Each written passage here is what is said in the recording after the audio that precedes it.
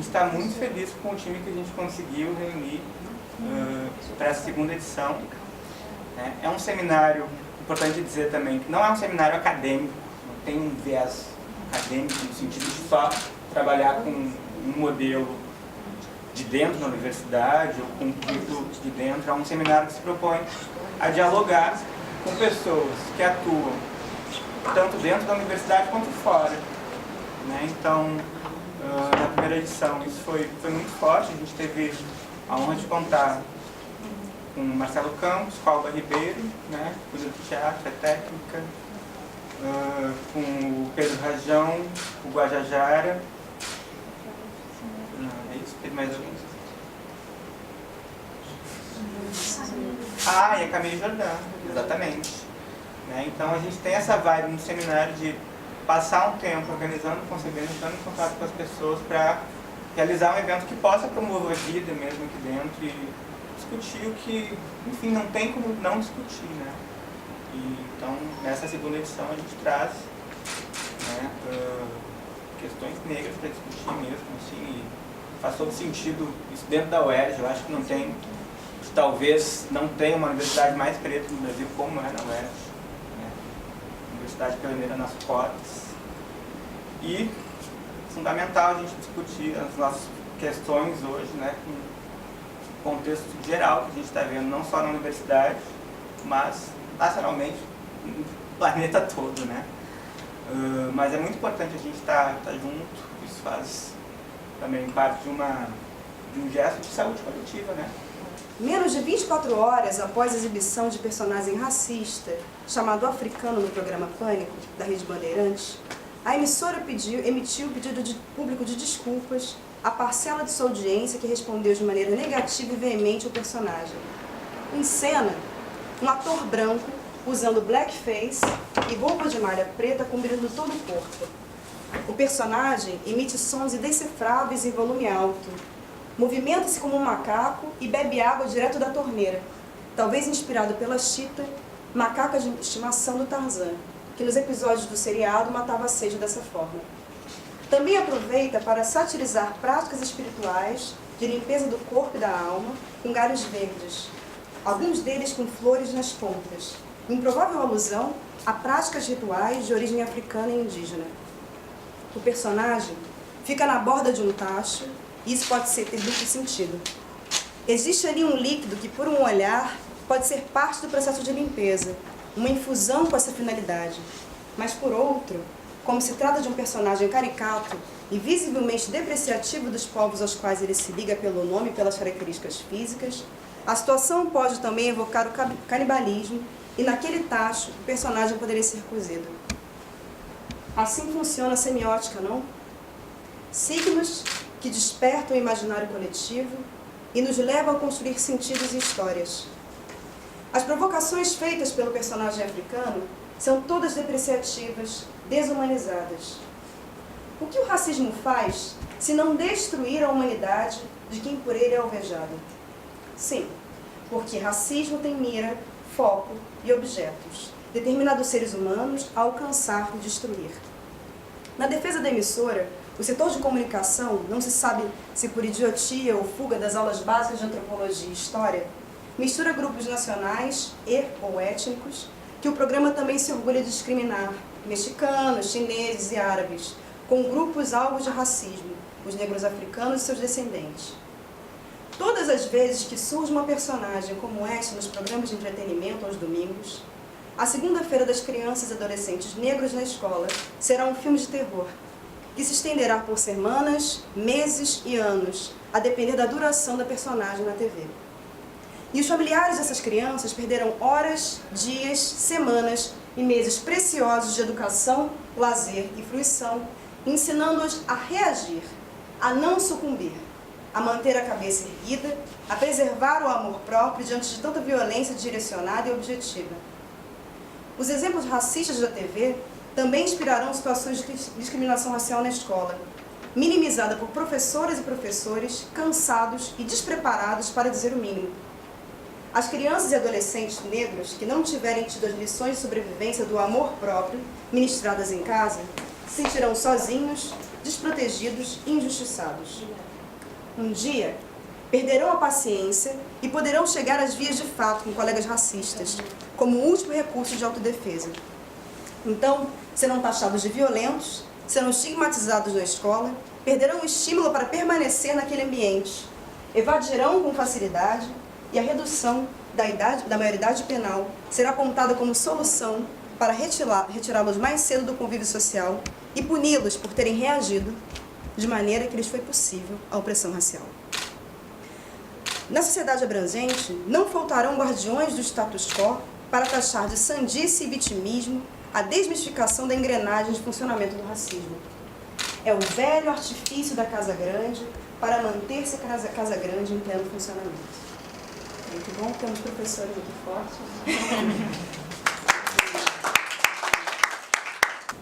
A gente tem uma história no que diz respeito à construção da identidade afrodescendente. O texto que você escreveu, você leu aqui pra gente, é um pouco isso. Né? Acho que eu estou mordendo um pouco rápido desse cachorro quando eu volto o tema da afrodescendência aqui. A história do Brasil explica um pouco o que a gente passa de ruim e de bom, né? Da delícia e a não delícia do que a gente é agora.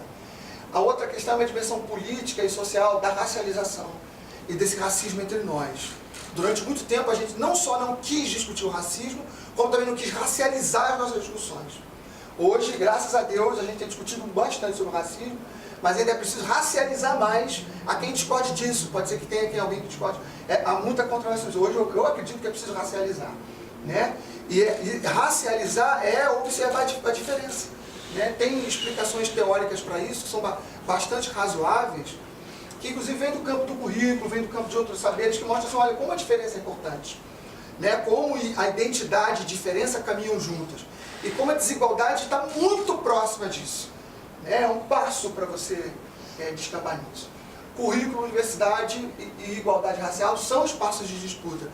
A gente acha que o livro didático, falamos tanto da sala de aula aqui, do chão da escola, a gente abre o livro didático, muitos professores abrem o livro didático e começam a ensinar, eles não param para pensar de que aquilo lá alguém escreveu. Ele pode apontar o dedo e dizer, não, concordo, não vou fazer isso. Eu acho que é sobre isso também importante conversar hoje. E o livro didático não é só algo que existe, ou que é didático, ou que é didatizável, não é só o que existe na escola pública, na universidade também. A gente não para, às vezes, para pensar assim, o que eu estou ensinando na universidade? E talvez seja um dos bancos escolares, para usar aqui o exemplo da nossa subreitora, um dos bancos escolares que mais tardiamente está fazendo isso. Né? Que mais tardiamente faz isso. E aí depois a gente reclama que os bancos escolares da educação básica, mas os bancos escolares da universidade são os que são mais conservadores do ponto de vista da abordagem, né? Quero começar a minha fala falando um pouquinho da minha trajetória, porque o salto de vida que essa universidade me deu, para além de uma alteração, quando o pesão permitir, de estatística do IBGE, né, que agora eu sou a classe média, né, professora universitária, a gente ganha bem, né? Essa universidade está me impondo, está me colocando cada vez mais preta. Porque veja, quando uma mulher negra entra neste espaço universitário, esse espaço universitário a força o embranquecimento. E a UERJ me forçou isso. E como resposta disso, eu estou cada vez mais negra, cada vez mais preta, cada vez mais entendendo a minha responsabilidade, como a minha trajetória pode contribuir com o caminho inverso que o meio acadêmico impõe, particularmente às mulheres pretas que ousam estar nesse espaço, majoritariamente de homens brancos. Podemos fazer alguns acordos na minha fala? Vamos acordar, por favor, se alguém não estiver de acordo, por favor, que eu gosto de trabalhar no consenso. O espaço universitário é um espaço racista, tudo bem? Podemos partir dessa premissa? É um espaço racista e é um espaço misógino, ou seja, dirigido historicamente, pensado historicamente, mantido historicamente por homens brancos. Podemos partir desse consenso? Porque aí me livra de trazer um monte de dados, né? Minha fala fica mais tranquila. Se a gente parte desse consenso aqui, 2 folhas aqui, eu não preciso mais falar, vai ser ótimo. Se quiser, as estatísticas, depois a gente divide, aí tem artigo pra caramba pra falar sobre isso. Partindo disso, o que eu propus na fala desses meus 2 parceiros que amo, que é o Encontro de Almas, mais a minha parceira Leandressa, minha nova parceira Marina, minha parceira Mônica, é de que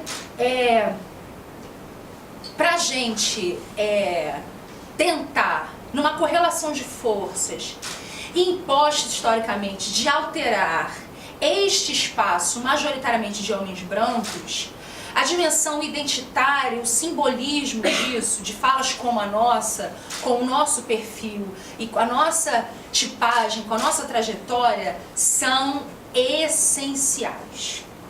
Discutir questões como racismo institucional, eurocentrismo, são necessárias. Trabalhar com a dimensão da fala, o lugar de fala, questionar privilégios, são necessárias. Então, eu estou entendendo isso, entendendo este cenário, entendendo isso, eu tenho colocado para rolo algo que eu não gosto muito, que é a minha trajetória pessoal de vida. Porque a minha trajetória pessoal de vida, na verdade, não é a minha trajetória. Ela é a trajetória da maioria, ouso dizer, de muitas ou da maioria das mulheres pretas como eu. Percebe? Então, quando eu apresento isso neste lugar de fala que hoje eu experimento, que é de professora universitária, tem um simbolismo absurdo para quem me ouve. E eu tenho entendido isso. E ao entender isso, eu apresento para vocês a minha trajetória.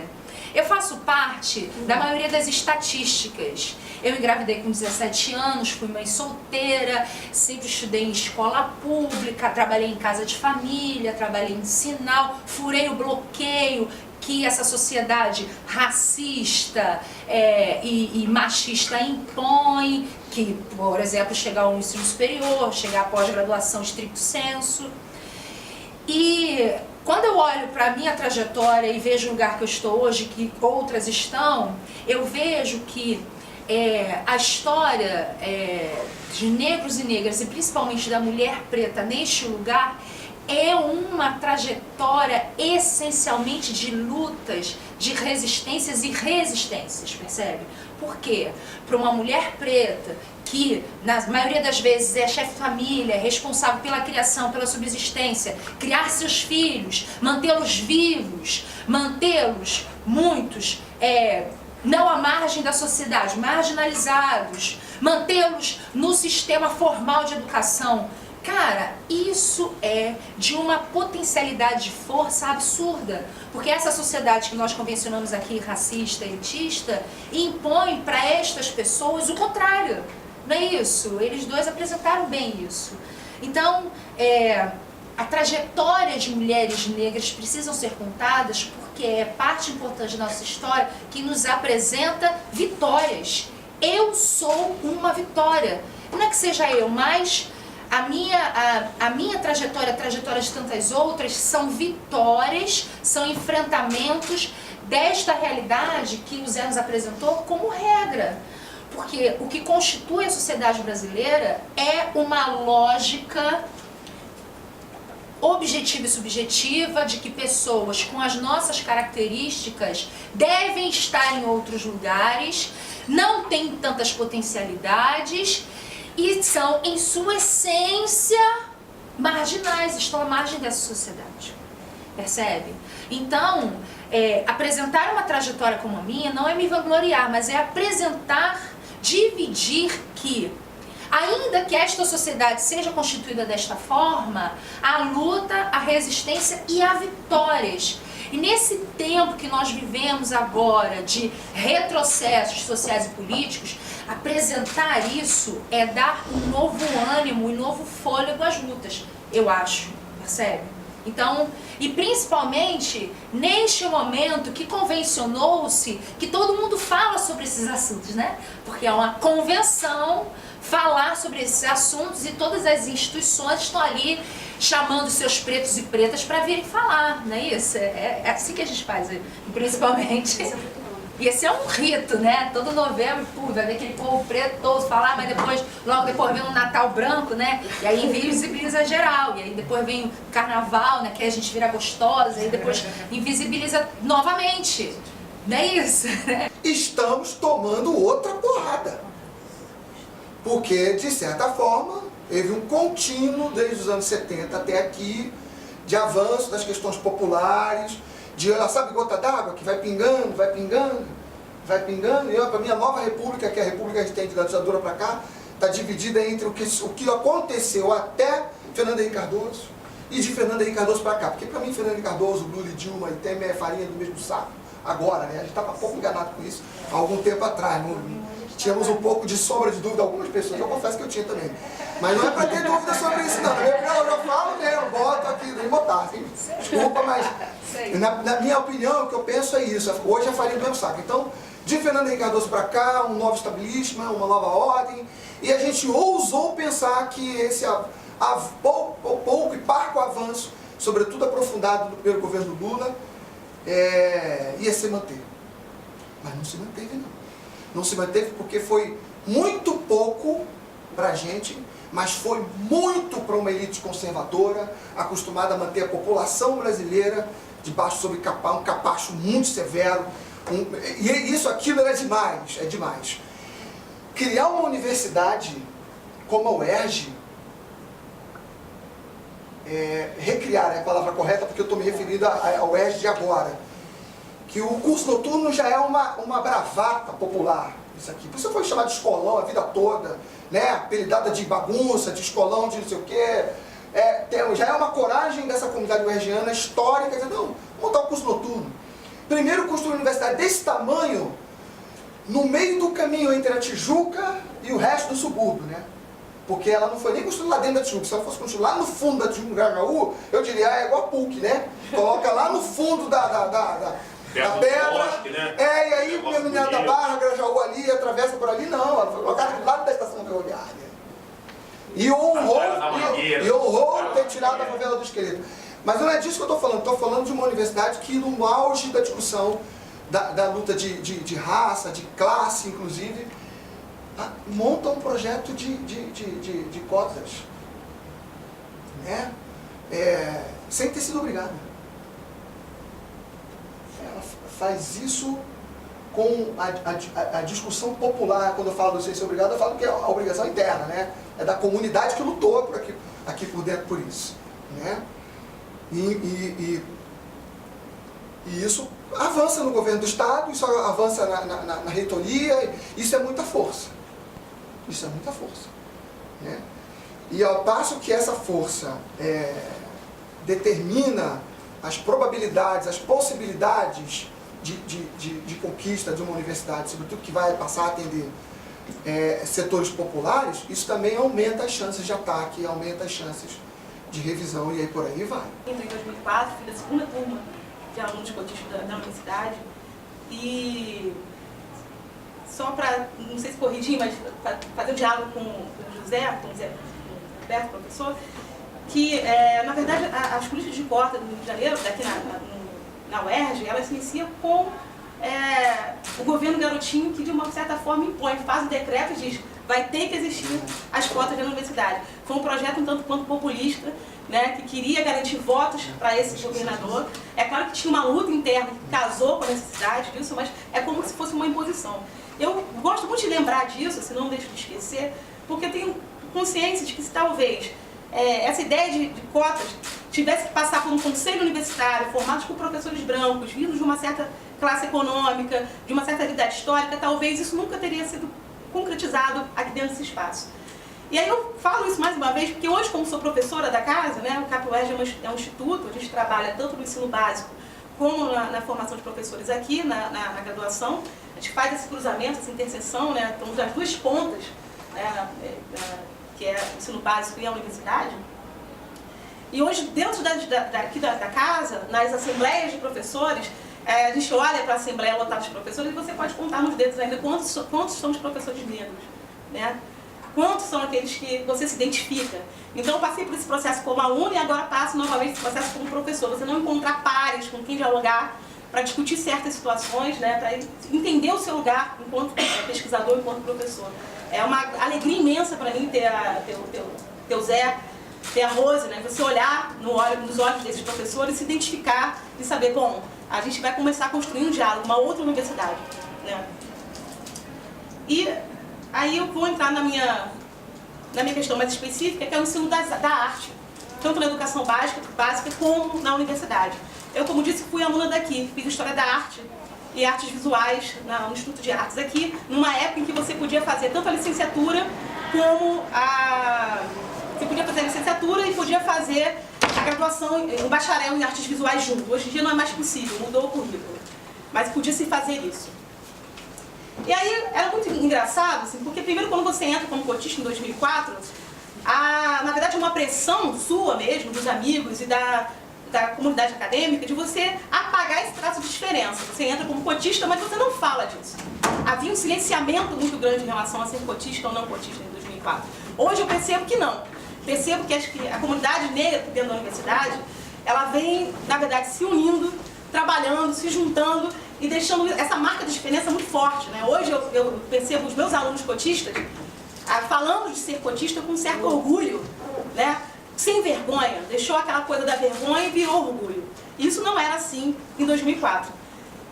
Quando a gente fala de resistência, falando de currículo, de identidade de currículo, é simples, é você pegar lá, né? Eu vou falar do meu curso, porque é um curso que eu estudei, mas não sei se tem alunos aqui, provavelmente tem alunos da UERJ aqui de outros cursos, que não de arte. E você lá vai ver a ementa e você vai ver a História da Arte 1, 2, 3, 4. Essa história da arte 1, 2, 3 e 4 mudou um pouco o currículo, né? Estou falando do currículo em 2004. Que arte que a gente está falando ali? É uma arte eurocêntrica, uma arte branca, uma arte pautada lá no que diz o Gombrich, no que diz o Argan, né? É uma arte heteronormativa, uma arte machista, porque se a gente pega lá atrás de todos os livros de história da arte, a gente pode contar, fazer um exercício simples de contar quantas mulheres aparecem, quantas artistas mulheres aparecem, quantas historiadoras mulheres aparecem, quantas dessas mulheres são negras, quantos desses são negros. Então, quando a gente fala de currículo, está falando também daquilo que produz o currículo, quer dizer, são os livros escolhidos, né? A grade, que a gente fala, a grade, é bem interessante pensar na questão da grade, né? da universidade, da escola. Então você vê que esse currículo é um currículo que ainda guarda ranço do colonialismo, né? Ou que quando você faz arte africana e é uma matéria letiva, e era uma matéria letiva em 2004 quando eu entrei, como que a arte e a africanidade, a arte afro-brasileira é uma matéria letiva dentro de um curso de História da Arte no Brasil, no Rio de Janeiro, né? Já fica claro aí uma opção política, né? Não há escola sem partido, não há universidade sem partido, tem partido. Agora a questão é quais partidos estão impressos dentro desse currículo dentro da universidade, né? Quando tem uma grade, que é isso, você tem arte na América Latina, uma disciplina eletiva. Arte e africanidade, uma disciplina eletiva. Você pode passar sem fazer. Arte indígena, uma disciplina eletiva. E você passa o resto dos anos, 6 anos, 7 anos, porque quando você vem de classes populares, trabalhadores, você não fica na universidade 4 anos, né? Isso aí, às vezes, serve muito como na verdade, considero terminar a universidade de 4 anos um privilégio para poucos. Né? Eu trabalhava, dava aula com muitos colegas, a gente não termina em 4, termina em 5, 6, 7. Né? Tem gente que termina em mais. E a gente passa um semestre assistindo essas aulas. Né? Então, que tipo de universidade é esse? O currículo de artes ele vem se modificando ao longo do tempo. Agora a gente não fala mais de arte africana, a gente fala arte e religiosidade, né? Arte materialidade. Só que a gente vai lá pegar a ementa e pega lá a bibliografia, continua sendo a mesma bibliografia que era a arte renascimento, a arte barroco. Né? A gente vai estudar a arte barroco no Brasil e a gente não olha para a arte barroco no Brasil pensando assim, né? É uma arte europeia, né? Vem trazido pela corte portuguesa, né? Que contrata seus artistas que vêm aqui, escraviza seres humanos para produzir aquela obra de arte. Mas poucas vezes a gente ouve falar que dentro dessa arte barroca brasileira tem a mão negra e que ela aparece na forma. Eu li um livro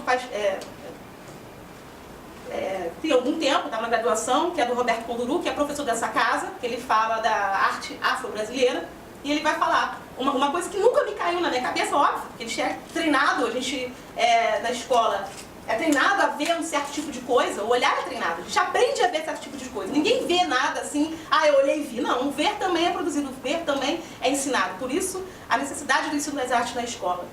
Eu estava falando da arte barroca. Então, ele pega uma série de igrejas mineiras e vai analisar o barroco mineiro, quer dizer, uma arte que a princípio é uma arte europeia, que fala dos valores cristãos, né?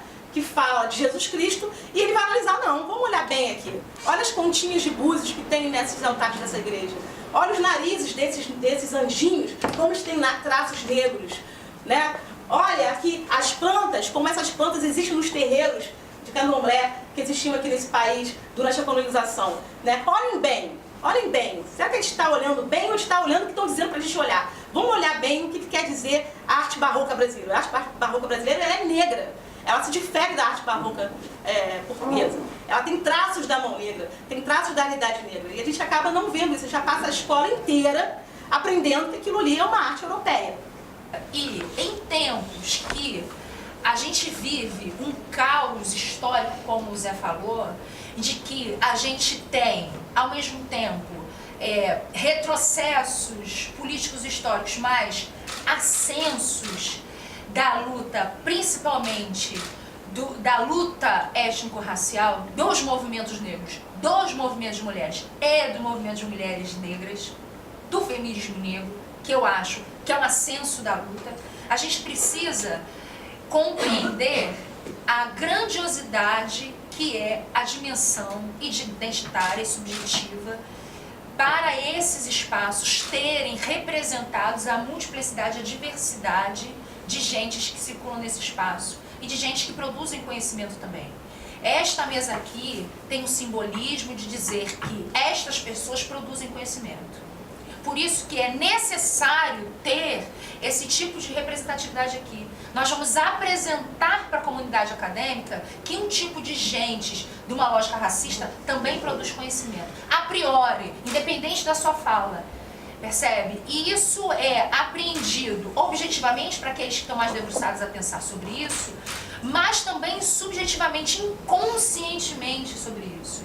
Isso vai mexer na minha capacidade de estar nos locais sem uma invisibilidade das minhas características que esse meio impõe. E este meio impõe. Lembra quando eu falei que a UERJ me impôs um embranquecimento que faz com que eu esteja num outro movimento? E é importante que a gente fale sobre isso. E não é colocando o dedo em A, B e C, é compreender a trajetória histórica deste ambiente acadêmico, que a gente não pode negar, que os livros nos apontam, os pesquisadores nos apontam, né? A história nos apresenta isso. O nome do meu poema é Preta Carrega. Preta carrega a água na cabeça por falta d'água, trouxa de roupa que vem lá do olho d'água, descendo o morro entre os escombros, pedras, entulhos, assombros. Carrega também a falta de tempo, carrega a falta de dinheiro e respeito. O marido que bate e rebate. Repito, bate e repate. Desamores, ilusões. Você pode achar que não, mas nós resiste. Nós resiste a tudo. De faxina em faxina, de curso em curso, de faculdade para faculdade, de línguas e linguagens. Nós chegamos lá, nós estamos lá. A gente se regenera e em breve, cuidado, tomaremos o seu lugar.